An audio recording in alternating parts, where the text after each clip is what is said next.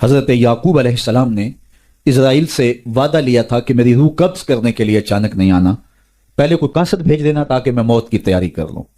ویسے اللہ کے نبی کے دامن پہ گناہ کا ایک دھبا بھی نہیں آ سکتا اور وہ ہر لمحہ تیار ہی رہتے ہیں، لیکن اس کے باوجود تعلیم امت کے لیے بہت ساری چیزیں ہوتی ہیں۔ میرے اور آپ کے آقا و مولا نے اللہ کی بارگاہ میں یہ دعا کی، اللہم انی اعوذ بک من الموت الفجاع، اے اللہ اچانک موت سے تیری پناہ مانگتا ہوں۔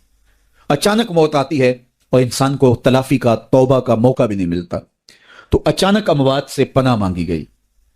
تو حضرت اسرائیل سے عہد لے لیا حضرت یعقوب علیہ السلام نے کہ میری روح قبض کرنے کے لیے اچانک نہیں آنا، پہلے کو قاصد بھیج دینا۔ اللہ کے نبی تھے، ان سے وعدہ کر لیا۔ حضرت اسرائیل ایک عرصے کے بعد حاضر ہوئے، پوچھا کدھر آئے ہو؟ کہا قبض روح کے لیے آیا ہوں۔ کہا تم نے تو وعدہ کیا تھا اچانک نہیں آؤں گا، پہلے قاصد بھیجوں گا۔ تو حضرت میں نے تو قاصد بھیجے تھے، فرمایا میرے پاس تو ایک بھی نہیں آیا۔ عرض کی حضرت آپ کے سامنے کتنے لوگوں کی موت واقع ہوئی، یہ میرا قاصد نہیں تھا تو اور کیا تھا؟ یہ اٹھتے ہوئے جنازے میرا قاصد نہیں تھا تو اور کیا تھا؟ آپ کی داڑھی میں سفید بال اترائے، یہ میرا قاصد نہیں تھا تو اور کیا تھا؟ جب بینائی کم پڑنے لگے، جب اعضاء مدمحل ہو جائیں، جب چلتے ہوئے ٹھوکنے لگے، جب بولتے ہوئے لکنت آنے لگے، جب یاداشت کھونے لگے، تو سمجھ لو پیغام موت آ گیا۔ یہ ڈوبتا ہوا سورج ہمیں موت کا پیغام دے کے جا رہا ہے۔ دیکھو کیسا بھنک پن تھا، کیسی دوپہر تھی، کیسی کرنوں کی تمازت اور حدت، شدت اور گرمی تھی، لیکن آج درد غروب سے زرد ہوا جا رہا ہوں۔ اتنی بڑی کائنات، اتنا بڑا منبع نور کا جو آسمان کے اوپر جگمگا رہا ہوتا ہے، درد غروب سے وہ بھی زرد ہو جاتا ہے۔ ڈیگرتے دن گیا محمد، اوڑک نو ڈوب جانا۔ تو یہ ہمیں پیغام دیتا ہے، میاں تم بھی جا رہے ہو۔ یہ پھیلے ہوئے قبرستان بتاتے ہیں۔ حضرت سیدنا غوث اعظم رضی اللہ تعالیٰ عنہ فرماتے ہیں، جاؤ قبرستانوں میں جا کے دیکھو کیسے کیسے حسینوں کی مٹی خراب ہو رہی ہے۔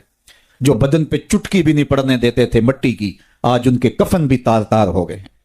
یہ ڈوبتا سورج، یہ اٹھتے جنازے، یہ پھیلی ہوئی قبریں، یہ بڑھاپا، یہ بالوں کی سفیدی، یہ کمر کا خم، یہ آنکھوں کی بینائی کا کم پڑ جانا، یہ اعضاء کا مدمحل ہو جانا، یہ چلتے ہوئے ٹھوکنے لگنا، بولتے ہوئے لکنت لگنا، یہ سب کچھ موت کا پیغام ہے۔ حضرت عمر بیٹھے تھے دربار میں، ایک شخص آ کے کھڑا ہو گیا، یا عمر لا تنسا موتک، عمر اپنی موت کو نہیں بھولنا۔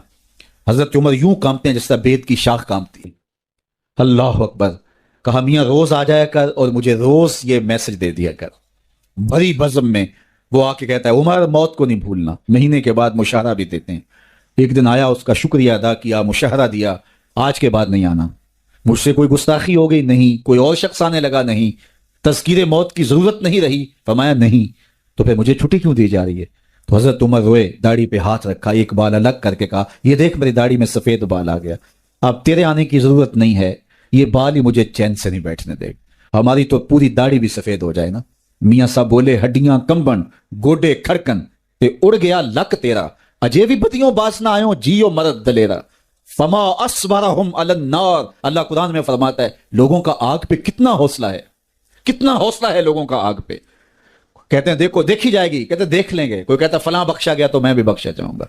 کوئی کہتا ہے یہ جہاں مٹھا اگلا کس نے ڈٹھا، جاؤ قبرستانوں میں پوچھو دیکھا ہے کہ نہیں دیکھا ہے، کتنے کتنے حسینوں کی مٹی خراب ہو رہی ہے۔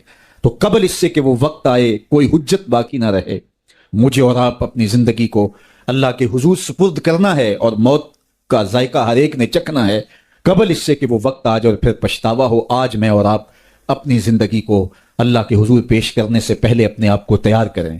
دو چیزیں دل کا زنگ اتارتی ہیں، کثرت کے ساتھ موت کی یاد اور قرآن مجید کی تلاوت۔